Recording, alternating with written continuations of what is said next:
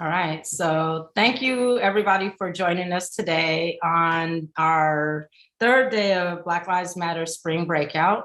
This is for Black Futures Forward, and this program is called Audits Matter. And this is going to be a presentation from the City of Portland's Elections Office to talk to us about political and civic engagement. And so I will let the presenters take the floor and introduce themselves and their departments in this presentation. Thank you for being here.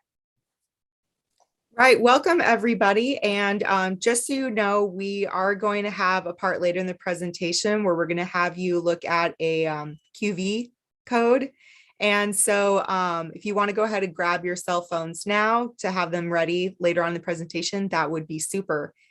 So we'll go ahead and get started. Louise, just a quick second. I think the ASL interpreters, you have to spotlight them, or Teresa. They're both spotlighted right now. Oh, I don't know.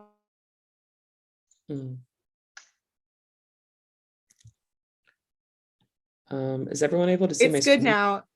It's good now. We've got it all set up. That's the message is coming through. Super. Okay. Okay. All right, is everyone able to see my screen? Yeah. Cool, okay.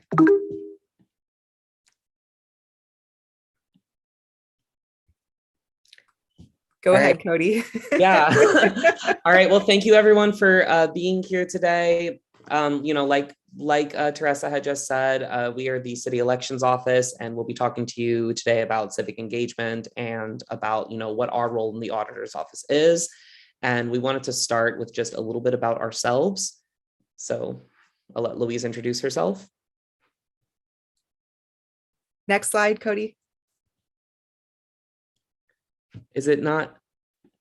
It's not switching to the next slide. Hold on. Oh, shoot. Okay, hang on one second, guys. Sorry, we're having just a little bit of technical difficulties. No worries, thank you. Okay, there we go. Yay. Okay. So I'm Louise Hansen. I'm the City of Portland's elections officer. I've been the elections officer for the city for about 2 years now. I used to work in civil rights for the state. I have one dog named Huga and a cat named Miyagi. And I'm also a local dragon boater on a team called the Dragonflies. If you don't know what dragon boating is, it's like a 20-person canoe with dragon heads and tails on the boat, and you paddle with a person next to you and you race other dragon boats. And I'm Cody Sibley. I'm the city elections coordinator. I've been in this role for about a little over 2 years now. Before this, I was working at the Oregon Department of Education. And before that, I was a graduate student at OSU. And I do not dragon boat, but I do like to go on hikes around Oregon. And the last thing about me is that is actually not my dog in the picture right there. I do have one cat though. His name's Pacha. So we want to tell you a little bit about, you know, our office. And the first thing is that we work in the auditor's office, and the current auditor is Mary Hull Caballero. And she's been our city auditor since 2014. She was reelected in 2018. The city auditor is actually an elected office. However, it's the only elected office that does not vote in city council decision-making. Also, the auditor is technically the chief city elections officer. However, she does delegate those duties to us in the elections office. And lastly, the mission of our office is to promote transparency in government decision-making and government accountability to the public. And now we'd like to show you a little bit of what it looks like inside our office with the different divisions. So here's kind of what our office looks like. There's Mary at the top is our lead of the office. We have different divisions like the Audit Services, Independent Police Review, Ombudsman, Archives, and then the Elections Office is actually situated within Operations Management. So you'll see us there under that umbrella. We're going to just tell you real quick about each of the little subdivisions, and then we'll tell you more about us. Right, so the first one is Audit Services. And as we had mentioned, the Auditor's Office's mission is to promote transparency and accountability in government decision-making.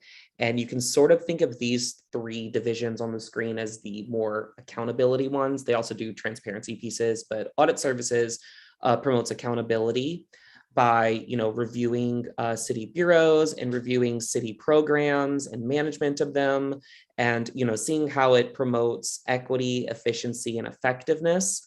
And, they also issue reports about different programs, and if needed, they also offer recommendations to these different programs to promote efficiency, equity, and effectiveness. Right. And then with the independent police review, they help with accountability by taking and investigating complaints from the public on how Portland police are treating people in Portland with their interactions. So they look into conduct, practices, and possible procedural violations.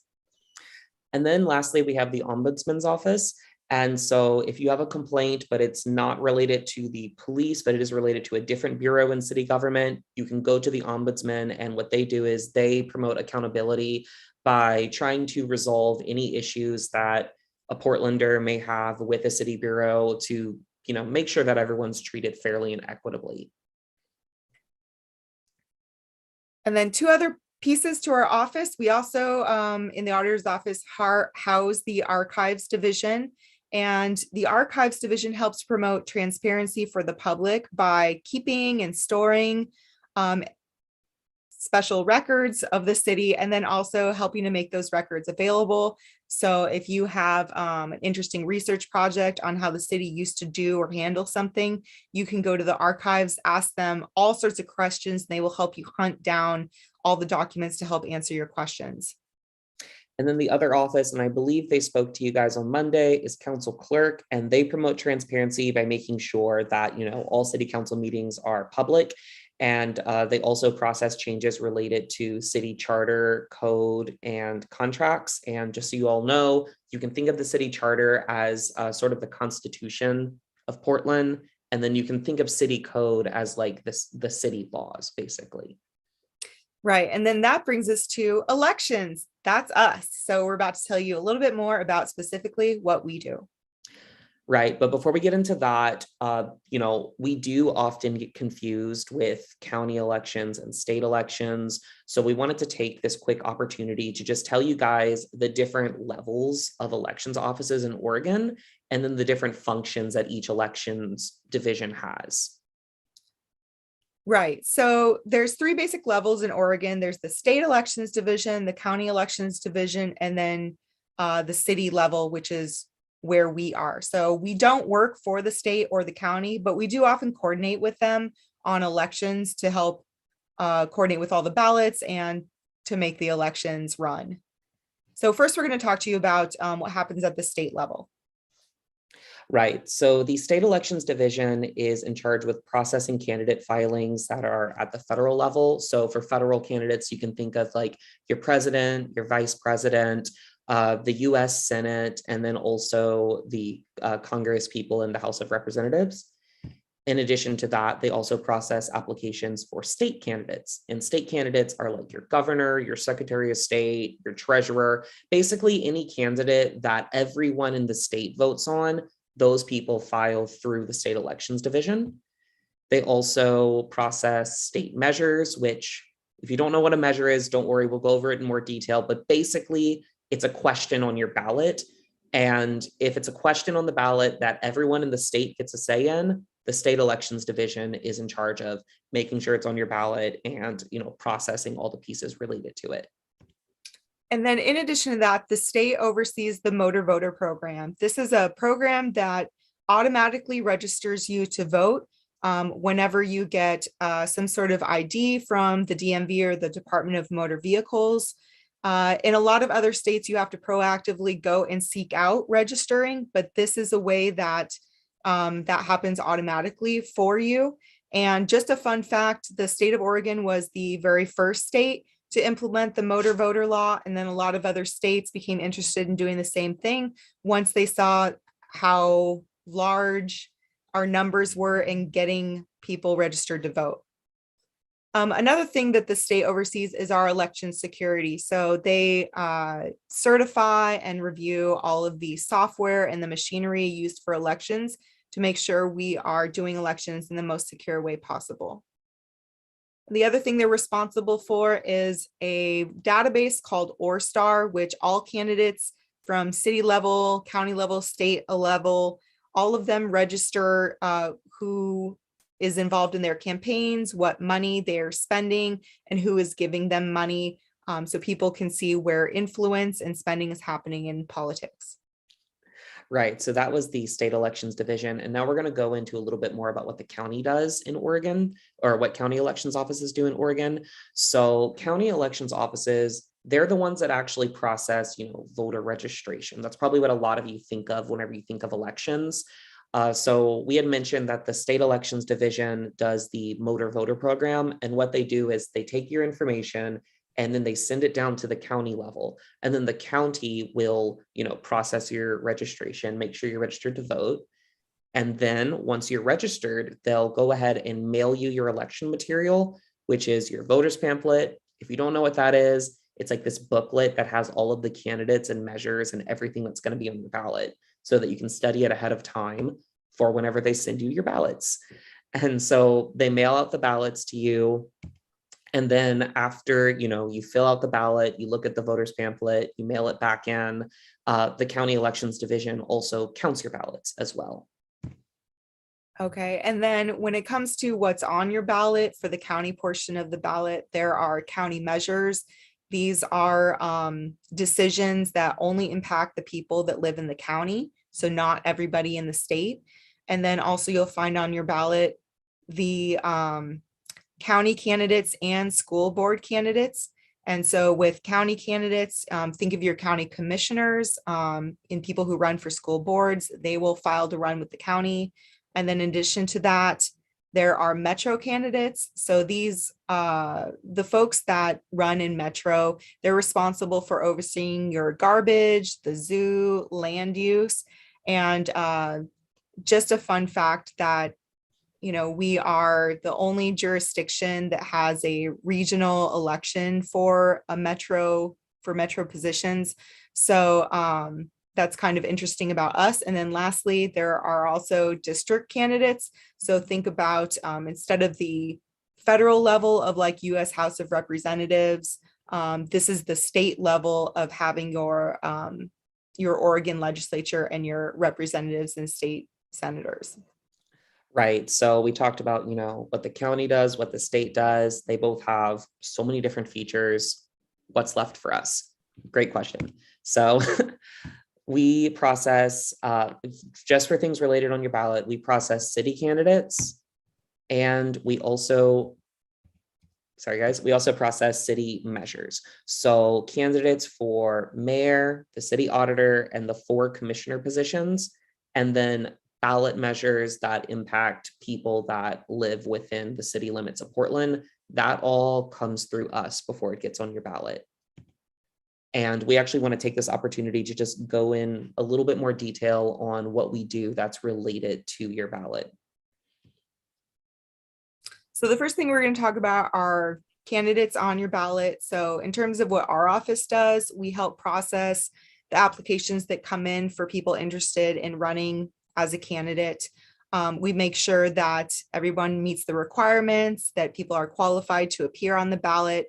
And then we also make that information public so people can see candidate applications and learn more about who is running.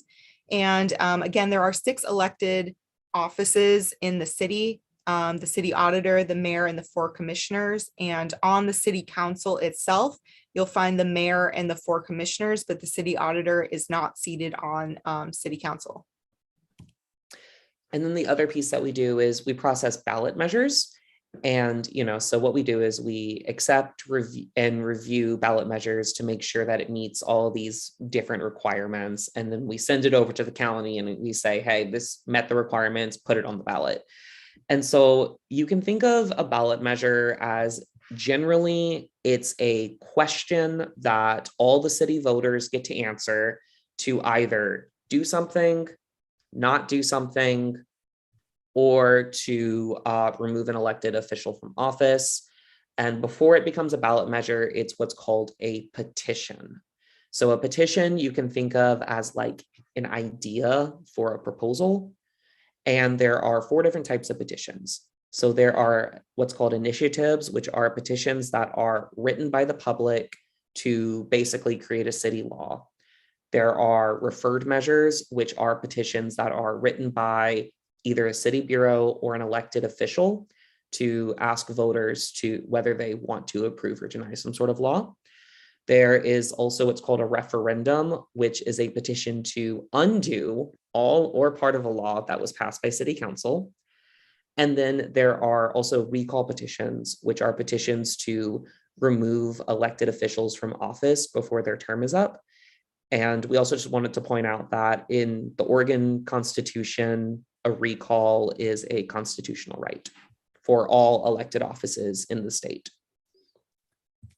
Right. And when these questions show up on the ballot, usually they're in the form of, do we want to do something as community members? Do we not want to do something? Or do we want to fund something to help something happen? That's usually the types of questions that come up on the ballots. And so now we want to take this opportunity to just talk a little bit about what's going to be on your upcoming ballot for the May 17th, 2022 election. So just for the city elections, of course. So on the city measure side, we actually don't have any measures on the ballot this election season. We may have some in November, but for May, the city does not have any measures. However, we do have a number of candidates. So these are the three positions that are going to be on the ballot. You have your city auditor, and there are currently 2 candidates that are running for city auditor. There is a commissioner position number 2, where there are currently 9 candidates who are going to be on the ballot that are running for that position. And then there's commissioner position number 3, and there are currently 11 candidates who are running for that position. And now I believe Louise is going to show us how we can find out more about who these candidates are and where we can go to find out more information about them. Right. So here, we wanted to show you our website real quick so that you can actually find out more about the actual measures and the actual candidates appearing on a ballot, because, it's good to be an informed voter. And there are various resources to learn about candidates and measures aside from just the petition, or sorry, the voters pamphlet that comes along with your ballot. So this is what our website looks like for current petitions and measures. And we list on here all of the efforts for petitions, whether or not they ended up qualifying to get on the ballot or not.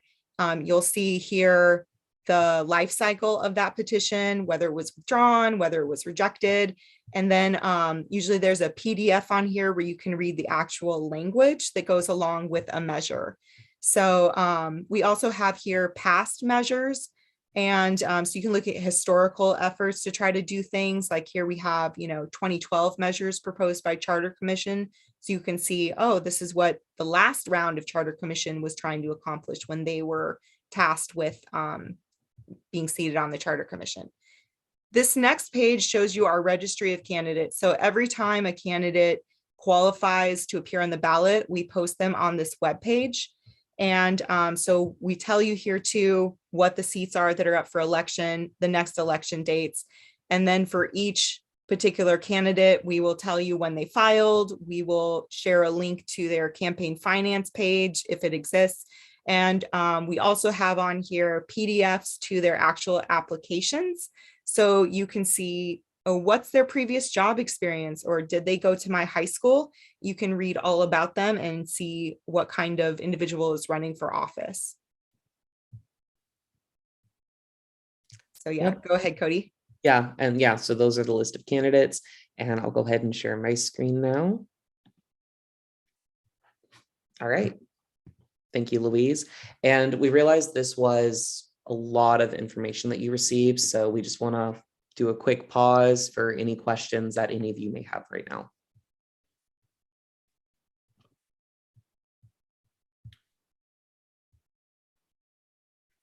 And it's totally okay if you don't have any questions right now. We'll have multiple times throughout the presentation to answer more questions. So, that's fine too.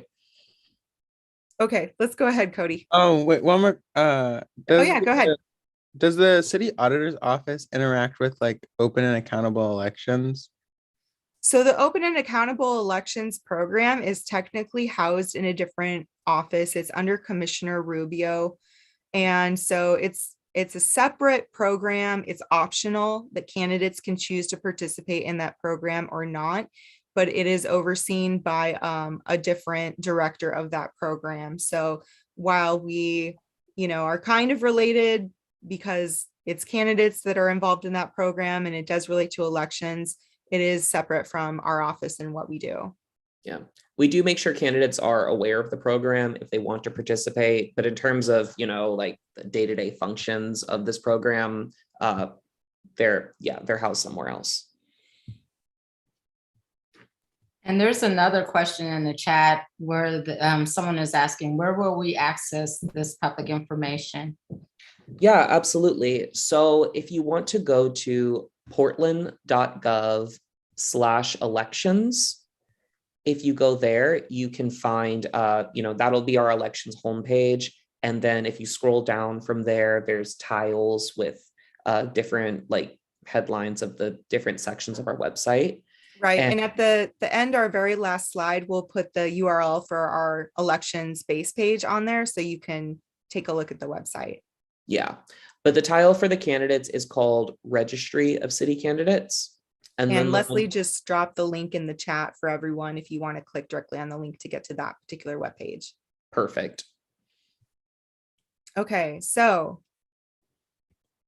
All right. So now that we talked about what is actually going to be on your ballot this May, we want to talk about our role in promoting transparency and accountability related to elections. Like we had mentioned, the Auditor's Office's mission is to promote transparency and accountability in city government and government decision-making. And we also play a role in promoting accountability and transparency through what are called our campaign finance regulations and our lobbying regulations. And if you don't know what either of those are, don't worry, we're going to go into it in more detail now. So the first thing we're going to talk to you about is campaign finance. So basically with campaign finance, there's two general requirements around this program. It's limiting the amount of money that candidates can receive from donors. And it's also requiring people that are running ads about candidates or measures to list their top donors in those advertisements. So in terms of these, if there's money received that is above the limits, or if there are things not listed on the campaign ads that are supposed to be listed, people can actually file complaints with us, and then we will investigate those complaints and potentially find violations. So let's talk a minute about why does this even matter? Why does campaign finance matter? What is this? So the thing about campaign finance is big money can often mean big influence on candidates and people running for office. And so the voters of Portland decided they wanted to limit the influence that was happening from money by limiting the amount of money that could be accepted by candidates. So another part of this is that our program helps to expose potential relationships and campaign promises that may be occurring behind the scenes by showing who is giving money and how much and what level of support is coming from where. In terms of the advertisements and listing the donors that are paying for messaging, that helps expose who's behind the message and may help you get some insight into potential motivations that might be behind particular messaging that's happening about any particular candidate. Right. So while our campaign finance regulations, they shine a light on the relationships between candidates and donors, our lobbying program helps to shine a light on the relationships between elected officials, right? So after the election's over, someone's in office, we're shining a light on the relationship between the elected official and lobbyists. And so we just want to take a moment to kind of explain what a lobbyist is. Right. So does anyone know what a lobbyist is? Do we have any guesses? If you want to let us know in the chat how you would describe a lobbyist. Someone spending money just to get something they want to happen. Lobbyists definitely do. Yeah, they definitely do spend money sometimes. They also spend time. So in our reporting regulations, if they spend a certain amount of money or a certain amount of time lobbying, then they have to register with us and report their activities. So that was a great answer. Another way to think about a lobbyist is just a person advocating for a particular action or position, and it's usually on behalf of a special interest group. So what we ask to be reported through the regulation are the lobbying meetings that are happening between city officials and lobbyists. And we want to know who is in the room, when they're meeting, how often they're meeting, and what are they meeting about? What are they talking about? These appear on the reports submitted by lobbyists, but also on the flip side, city officials also are reporting these meetings by posting their calendars of everyone that they're meeting with. So you know what kind of issues they are thinking about and discussing and making changes for the city. The other thing that is requested in these reports is money spent on lobbying. So again, if someone doesn't spend any time, but they just spend money, or if they don't spend any money, but they spend a lot of time, either one of those could mean that they need to report their activities to us. So in terms of money, this helps us see the level of resources that is going behind efforts or messaging on particular things that lobbyists want to happen. And the last one is we require that gifts from lobbyists also be made public. And part of the reason for this is because if a city official gets a gift from a lobbyist, they may feel pressure or they may feel an obligation to make a decision in that lobbyist's favor at that time or in the future. So by disclosing this, it gives the public an idea of the relationships that might be brewing and the pressures that city officials may be feeling from different directions in terms of these lobbying relationships. And now, Cody, let's talk about political consultant transparency. So would you tell us what a political consultant is? Yeah, so a political consultant is basically someone who helps an elected official or a candidate to strategize or message about, a campaign if they're running for office, or a ballot measure. As we mentioned, city officials can, sponsor and write ballot measures that will go to the voters. And so sometimes they'll have elected officials who hire political consultants to help them message whatever ballot measure it is that they're proposing. And if what we say is that, if you're going to hire a political consultant, then, that political consultant needs to register with the city so that the public is aware of these different strategies that are going on. And also, if an elected official hires a political consultant, then the elected official needs to disclose that as well. All right, and so now we've been talking to you about reporting that gets submitted to the auditor's office. And what we'd like to do now is just show you what one of these reports looks like and how to get to these reports. So I'll go ahead and share my screen here. Okay, so this is what our activity page looks like for where we post each quarter the lobbying reports and the political consultant reports that are made public. So if you go down our screen, we post all reports by quarter. It's a quarterly filing requirement. And the latest reports that were filed were for the last quarter in 2021. So we're actually going to take a look at that fourth quarter report here. And I'll just go ahead and scroll down. If you were to click on that, you would get to a screen that looks like this. And you can actually run, it's like a search engine. You can run searches for different quarters or different specific entities, things like that if you're curious about their activity. So if you were to type in a particular quarter and show view report, then what you would see is a page like this pop up. And this has all of the registered lobbyists that may have filed a report for that quarter. And then what you do is you can just click on the little arrow that will then, there'll be a side part you can click on to view the PDF of the report. And so when you do that, we'll show you what that report looks like. So this is an example of a report by Animal Equality that filed in the latest quarter. So here you see their contact information. They put in here how much money they spent. And here it talks about their activities. So you see they put the date of their meetings, what they talked about, whether they met on Zoom, whether it was an email exchange, the city officials that were in the room, and the particular lobbyists that showed up on their end of things for the meeting. In this particular group, they had the first couple meetings with Commissioner Maps's office and Commissioner Hardesty's office, and they wanted to know if the two commissioners would be supportive of a ban on selling force-fed foie gras. If you don't know what foie gras is, it's a French delicacy dish made out of the fatty liver of a goose or a duck, and they feed the birds a lot of food in order to make that liver fatty. This upset some people in the animal advocacy realm, and so they were talking to commissioners about whether or not we should ban the sale of this dish in Portland because of that. So that's what this group was interested in. So that's what that looks like. Thanks, Louise. I'll go ahead and share my screen now.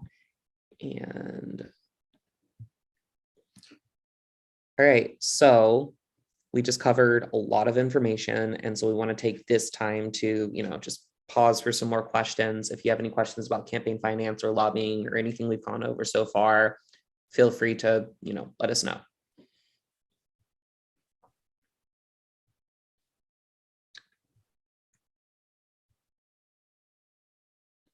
All right.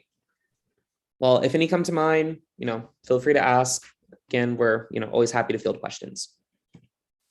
So yeah, so now that we talked about, how these lobbyists want to invoke change at the city level, we wanted y'all to just take this opportunity to think about this question. If you had the power to change one thing in your community, what would you change? So we want you to think about this while we go over the rest of the PowerPoint, because we're going to show you how the different avenues that you can use to invoke change in your community and how our office can help to facilitate some of those changes as the elections office. All right. And there's a question. Yeah, I see that from, yeah, it's like court. Let's see, I'm not entirely sure what that question means. Louise? I think they're probably asking, is that process of changing the community, of the things that we want changed, is it the same thing as litigating an issue? No, it's not the same thing. There's actually, what we're going to go into is 5 different ways that, you might be able to engage in making change in your community. So with this question we just put on the screen, we're kind of just wanting everyone to think about what it is you would want to change or what you'd like to do. And then we're going to talk about a few different ways that maybe you could engage in that. Yeah. Right. So here are the 5 ways, right? So, one thing is make sure you register to vote and then vote. Another thing is you could choose to start a petition. You may decide you want to run for office and make decisions yourself about the city. You could also talk to your city council, or you could serve in something like a charter commission someday. So these are some different ways that you could interact with your government in order to provide your input and make change for your city. And Cody and I are going to go a little bit more into each of these suggestions. Right. And so we're going to start with this question for the audience. We're going to start with the voting piece. And we just want to know if any of you guys know in Oregon, what age can you register to vote? Feel free to write your guesses in the chat, or if you want to blurt them out, either way. Yeah. Let's see. Oh, we're getting some answers. All right. Got a guess for an 18. We've got a guess for a 16. Anyone else want to throw a guess out there? Okay, we'll go with those 2 guesses. What's the answer, Cody? All right. 16. And a 17. Well, congratulations. Danny got it right with the guess of 16. So yeah, you can actually register to vote at 16 years old.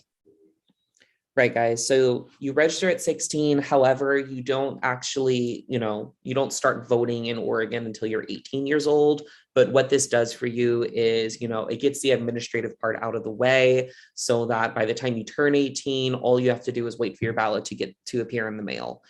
And what we also wanted to highlight is that, the deadline to register to vote is 21 in Oregon is 21 days before an election. However, after you're initially registered, you can do things like update your address, change your name, update your voter registration through election day. So once you get through that initial piece, you can update as needed through election day. So just remember, if you're like, our next election is May 17th, right? So if you are 16 and you want to vote in the very next election, you want to be making sure you're registered about a month out from the election. So by April, the technical deadline is April 26th. And you don't have to register for every single election. You just have to register once in Oregon. And then going forward, you can update your address if you need. You'd have to register in a different state if you left the state. But yeah, just getting the registration handled within the month before the election, then that makes sure that you're ready to go. Yeah, because you can update your address, but you can't register after closer than 21 days. Yeah. But we would like to help make sure that you are registered to vote. So we've got this slide here for you. And here's where we'd love for you to grab your cell phones. We have in the image of the cell phone here a QR code. And so as we're talking through the slide, please feel free to take a look at the QR code. If you haven't done much with QR codes, you can take your phone, if it's a smartphone, and put it on the photo function, like you're going to take a picture, and then try to take a picture of the square, and there should be a link that pops up to take you to this website. If you're having trouble with that link at all, we are providing a link at the bottom of the slide here where you can just type in that link instead and get to the same web page. But this particular website that we're taking you to is through the Oregon Secretary of State, and it's where you can register to vote. It's really quick, just a few quick questions. And the other thing is you can also check on your voter registration status to make sure that you're still actively registered to vote. So that's another way to just check and make sure you're squared away. With this particular version where it's online, you do have to have a voter ID to register this way. However, we are going to talk to you about a couple other ways to register. And the last way, you actually don't need an ID to register. You just need an ID if you are doing it online in this way. That's right. So, just to recap, and by the way, guys, I did put the link directly in the chat. So if you just want to copy and paste that link, you can do that as well. It should take you directly to the state's voter registration page. And like Louise said, you do need an ID to register online. However, if you don't have an ID, you can still register to vote by filling out a paper application. We provided some to Teresa Rayford, I believe. So she should be able to distribute those out to you all if you need to register, via the paper application. And then once you get that, you can complete and return it by mailing it into your county elections office, visiting them in person. And, if it's after business hours and you don't want to mail it in, they also have a Dropbox. So you can just put it directly into the Dropbox and they'll either update your voter registration or register you directly if you haven't been registered yet. Yeah. And also the other way is that, like we had mentioned, Oregon has motor voter law. So if you go to the DMV and you're updating or renewing your ID or getting a driver's license, they'll automatically register you and then you won't need to take any additional steps. Right. And I see a couple of you in the chat are just a little too young to register to vote right now, but we hope at least now you know how to go about doing it when it happens. And I know you can get driving permits when you're 15, but if it ends up being the case that you're 16 when you get your driver's permit and go to the DMV, they will register you to vote at that time, just for the driver's permit, because that is a form of ID. So you don't have to wait for your actual driver's license for them to help you sign up. Yeah.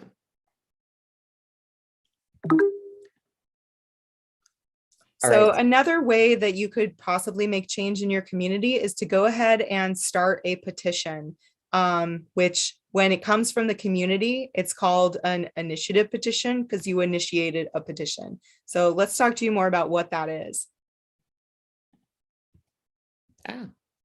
Yeah, so guys, like we had said before, any city voter can start a petition to either create a law, undo a law, or to remove an elected official from office. And if a petition gets enough signatures, it goes on the ballot for a vote. So some examples of different initiatives that have happened at the local level is, Multnomah County recently passed a universal preschool program through a ballot initiative. So this group of people decided that they did not want cost to be a barrier for families who maybe want to put their kids in preschool. So they started a petition, got enough signatures, it went on the ballot, and then a majority of voters in Multnomah County agreed. So now it's law. And then the other example that we have is our campaign finance regulations. As we had mentioned before, our office is in charge of enforcing and investigating potential campaign finance violations, the ones that, limit how much money candidates can receive and requires campaigns to put their top donors on their ads. That was started as an initiative petition because a group of people in the city decided they wanted more transparency in campaigns. And another way that we wanted to talk about for how you can invoke change in your community is by running for office yourself. That's right. You think you've got great ideas for the city, or you think we should change direction, you can always choose to run yourself. So let's take a look at what you need to qualify to be a candidate to run for office in the city. Yeah, absolutely. And so the qualifications that you need to run for office in the city is, the first one is that under city law, you do need to be a US citizen in order to run for office and hold office. In addition, you do need to be a resident of Oregon in order to run for office in the city. And then you also need to be registered to vote, which hopefully you have just completed. Yeah. And then this other one is that you need to also live within city limits in Portland. And just out of curiosity, does anyone know how long you need to live in Portland before you can actually file to run for office? We'd love for you to put your guesses in the chat. Do you think you just need to live in Portland for a week? Do you think it's 3 months? Do you think it's 5 years? What's your guess for how long you have to have lived in Portland in order to run as a candidate in the city?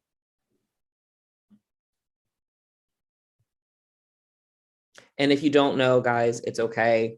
I didn't know either before I started working in the elections office. So we've got a guess in there for 5 months. 5 months. Okay. Brave guess. All right, let's see how close we got. So the actual answer is 1 year. So you have to have lived in Portland for 1 year ahead of the election that you're running in order to be able to qualify as a candidate. Thank you again. Another guess for 6 months. Yep.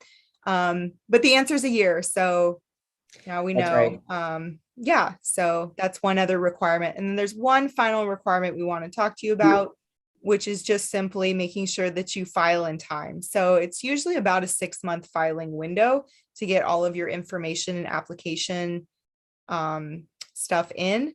So, and then the window closes usually about a couple months before the election. So just make sure you're keeping track of your timelines when you're thinking about filing for office.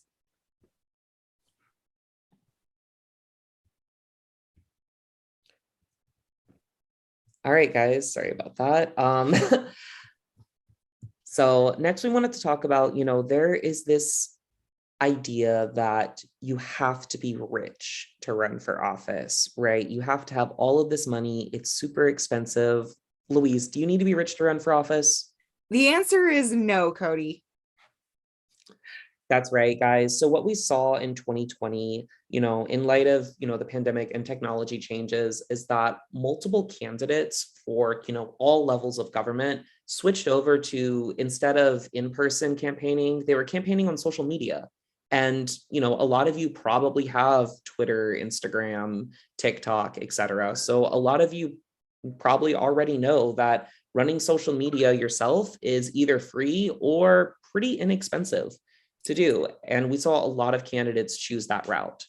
There are a couple fees that might be involved, and one is you could choose to pay an application fee to run. It's $30 to run as an auditor candidate or for city commissioner. It's $50 if you want to run for mayor, but you actually don't have to file by fee in order to run. You can also choose instead to go out into the community and gather 100 signatures from your fellow Portland registered voters. And then that is a demonstration that enough of the community is supporting you that you belong on the ballot. That's another way to go that's free. The other cost that you might see is the voters pamphlet fee. So when everyone receives their voters pamphlet with their ballot to learn more about candidates and measures, it's actually the candidates who are providing that information about themselves, and proponents for measures that are in favor of a measure or against a measure, they can publish their arguments in there. But in order to publish in there, you have to pay a fee. However, all of that's optional. You do not have to do that. There's no requirement, but those are two fees that, might come into play. The other Right. thing we want to mention is there is that optional city program mentioned earlier by someone. The Open and Accountable Elections Program is what it used to be called. It's now called the Small Donor Elections Program. But what it is an optional program that city candidates can become involved in, where if they get a small donation from someone, the city will match it at a rate of 9-to-1 to help raise money, so that it's not just big money that has big influence, but that smaller donations from many people starts to have a more equal influence in terms of money in elections. So like if Cody donated $1 to my campaign, the city would add another $9, and then it would be $10 that I would get to help fund my campaign. So all of these changes in terms of like city matching program, this switch over to more social media campaigning, and the campaign finance regulations that were put into place all happened in the last couple years. So it's recent changes. Things are always changing. And these are some changes that are making things a little bit more accessible for people to run for city government. That's right. And another way that we want to talk about making change, let's say you don't want to run for office, you don't want to start a petition, but there's something you really care about. You can talk to your city council directly. So city council, and then I know they met with you guys on Monday, so they probably gave you a lot more information than we have, but they meet practically every Wednesday and a lot of times on Thursdays as well. Pretty soon they'll be having in-person meetings, but they're going to be keeping that virtual aspect. So you don't even need to go to City Hall if you don't want to. And, anyone from the public can provide written or spoken testimony. You just have to sign up ahead of time. You provide the testimony, and then, you can address whatever it is you want to address. Right. And then we just want to highlight too that these meetings are not as boring as some people might think. A lot of times there's multimedia presentations. There are really interesting PowerPoints that get shown. Sometimes they bring in singers. So it's kind of neat to check out these meetings. And now you can just go to the YouTube channel and watch it live. Also, past meetings are also posted on YouTube. And we put at the bottom here our Twitter handle. If you want to follow our auditor's office on Twitter, because we do post the links for each of the meetings if you're wanting to chime in on YouTube and see what's happening in your city. And lastly, if you want to invoke change in your community, the last way that we wanted to touch on is by joining or participating in what's called the Portland Charter Commission. Louise, what in the world is the Portland Charter Commission? Right. Well, the Portland Charter Commission is a group of about 20 members of the community that are appointed to serve at least 2 years. The Charter Commission gets together, or a new Charter Commission gets together about every 10 years. They could get together more often, but they have to have a Charter Commission at least every 10 years. And then the Charter Commission is allowed to look at anything in the charter and suggest changes on any part of it. So that's all about how our city runs. And remember, the charter is kind of like the Constitution for the city. So one interesting part is that the way that we do elections in our city is not the same way that all cities do elections. And how we do our elections is also included in the charter. So that's something that the Charter Commission is actually looking at right now. So we're just going to tell you real quick what our current structure is for our elections. So Cody, you want to tell us about that? Yeah, absolutely. So like Louise had mentioned, our election system is all written in our charter, and the Charter Commission is, anyway, so what our charter says is that there are, as we mentioned, 6 elected offices, right? Mayor, auditor, 4 commissioners.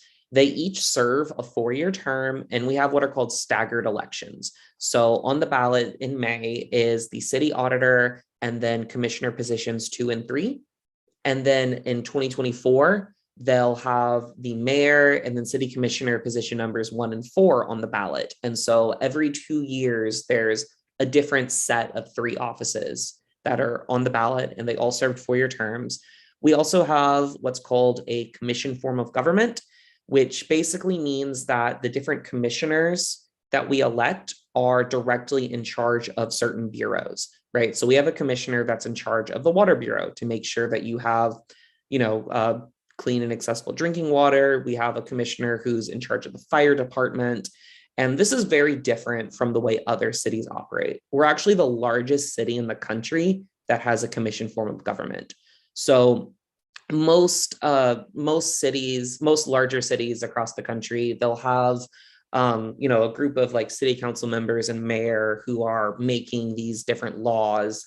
And then the actual overseeing and administrative part of the law to make sure it's being carried out is overseen by typically like a city manager or some unelected official who's just in charge of making sure that the city is functioning. Right. And just an interesting fact about the city of Portland, we are the largest city in the US right now that is still using the commission form of government. So that is an interesting aspect of our city currently. Another thing is that right now with the way that we do elections, everybody in the city is voting on every single elected seat that we have. And so basically the city is operating as one big blob of a district where everybody's voting on everybody. And that's not the way that it works in all cities. The other thing is that right now we have elections that often happen in 2 parts. The first part is a primary election with a system that we call winner takes all. What this means is that technically in the primary, if any single candidate gets over 50% of the vote, they win. They just flat out win.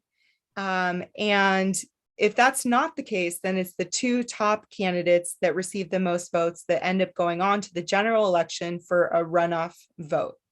So there's some people that think, I don't care about voting in the primary because I'm just going to wait to see who the 2 top candidates are when it gets to the general election and just vote then. But that's not always the best way to look at it, since technically the winner could be decided in the primary. And there's actually less participants in the primary statistically. So, it's better if everybody participates in choosing ultimately who the leaders of their city are. That's right, guys. So if you're old enough to vote and you don't vote in the primary, you might miss your opportunity to vote in city elections. If you have friends and family that are old enough to vote and they choose to forego the primary, they may also miss the opportunity to vote in city elections. Okay, so now that we just learned exactly how things function in our city, oh no, all of this might change. And that's because a number of questions are being looked at by the Charter Commission. So the first one is right now they're looking at the number of elected city officials that we have. Right now we have 6, and they could suggest to the voters that we have 10 or 15. The other question that they are thinking about are the number of districts. Instead of having one blob city district where everyone votes on everything, we could have separate districts where the people in the districts just vote on 1 or more representatives of that district. The other question they're looking at is what our form of government is. We've got the commission form where we've got these pseudo CEOs of bureaus doing administrative work, but we could move to something where a mayor might have more veto power, or there could be a city manager. There's a lot of different ways to structure the way that cities are run. Another thing they're looking at is possibly doing preferential voting, which there's a number of different styles of preferential voting, but for example, you can rank your vote. So right now you just choose your top person, who you like best, and that's who your vote goes to. But there are other ways of choosing, like your top 3 people that you like, or, you know, giving them a different value of weight that you like them. And then it's possible to have one election where you turn in that hierarchical voting, you know, preference, and then the decision is made by sorting through how all of those votes play out, instead of having a primary and then a runoff. So they're looking at all of these questions, all these different ways to do it. And part of the exciting part is that whenever there's a change to the charter, it has to be voted on by the people of Portland. So whatever they suggest, it's going to end up coming to a ballot near you. Right now, they're planning on the November 2022 election. So if you're 18 by that time and you're hopefully now registered to vote, you can help weigh in on these decisions about how our city is going to be structured to run moving forward into the future. Again, the Charter Commission only meets every 10 years. So this year's a pretty exciting year in terms of making possible changes to a lot of the way that our city runs. That's right. So now that we've given you all of this information and we realize it's a lot, we want to, take this last opportunity to open the floor for any questions that you all may have. And if you don't have any right now, this is our contact info. So you can, also reach out to us directly afterward if you need to. Yeah. And if you ever want to talk to us about our path or how we ended up in elections, or you're just curious about elections generally, you feel free to get a hold of us. We get phone calls all the time, really interesting phone calls, and we're just happy to talk to people about how their city works and